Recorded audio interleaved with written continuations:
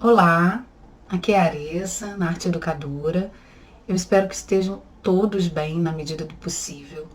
E bom, hoje eu vou falar um pouquinho para vocês sobre a origem dessa palavra arte. De onde ela vem? Pois bem, arte vem do latim ars. E esse termo ars significa técnica, habilidade.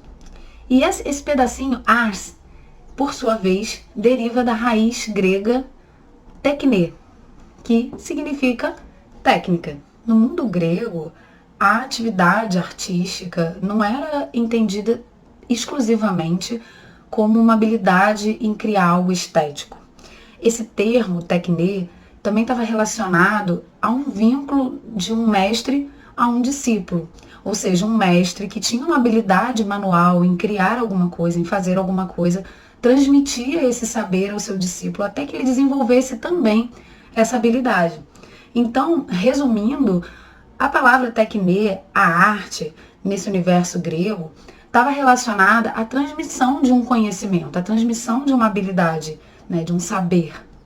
Com o passar dos anos, o termo tekne do grego ou ars do latim passou a designar, a significar não somente um conjunto de habilidades ou técnicas, mas a uma técnica específica, a uma habilidade específica de criar objetos com beleza estética. Ou seja, objetos capazes de transmitir o que eles entendiam como belo, a transmitir beleza, algo que fosse agradável aos olhos e aos sentidos humanos. E é assim que surge o conceito de arte. A partir do termo ars, do latim, surgiram outras palavras relacionadas à arte, como artista, artesão. E nesse sentido, a arte passou a ser entendida como uma atividade humana ligada à estética, ou seja, algo criado a partir das nossas emoções, das nossas percepções do mundo, das nossas ideias, com o objetivo de despertar o interesse do outro, mas também de criar um debate, gerar uma discussão crítica a respeito de alguma questão, a respeito de algum tema. E a gente falou tanto da palavra estética para poder tentar explicar o que é arte, mas o que seria isso? O que significa a palavra estética? A estética, do grego aiesthesis, significa percepção, sensação, sensibilidade. E nada mais é do que o ramo da filosofia que estuda a natureza, a beleza, os fundamentos da arte. Ela estuda, por exemplo, a nossa percepção do que é considerado beleza, ou seja, o que é belo para nós, o que a gente entende como belo. Será que o que é belo para mim é belo para você também? A estética estuda também a produção das emoções a partir dos fenômenos estéticos. Ou seja, o que seria isso, fenômenos estéticos?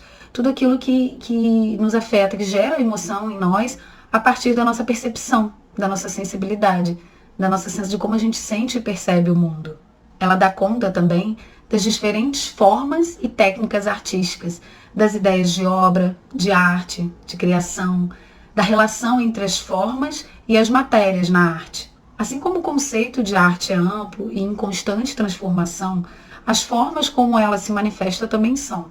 A sua forma de se representar e se organizar, a tudo isso a gente chama de linguagens artísticas. Existem diferentes linguagens artísticas por meio das quais o homem se expressa.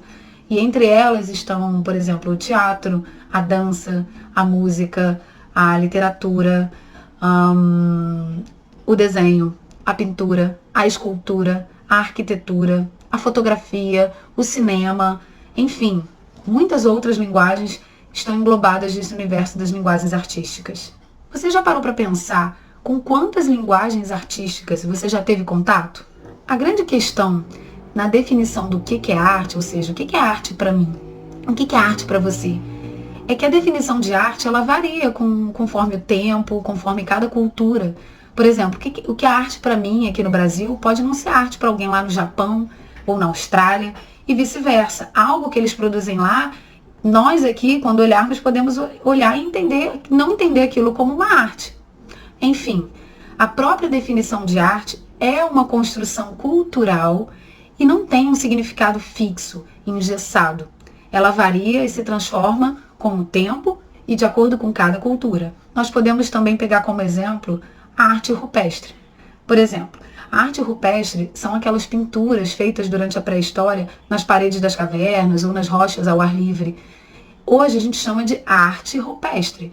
Mas será que aqueles homens da pré-história, quando pintaram, quando fizeram aquelas pinturas, eles entendiam aquilo como arte? Eles entendiam que eles estavam produzindo arte? Será que eles chamariam as suas próprias pinturas de arte?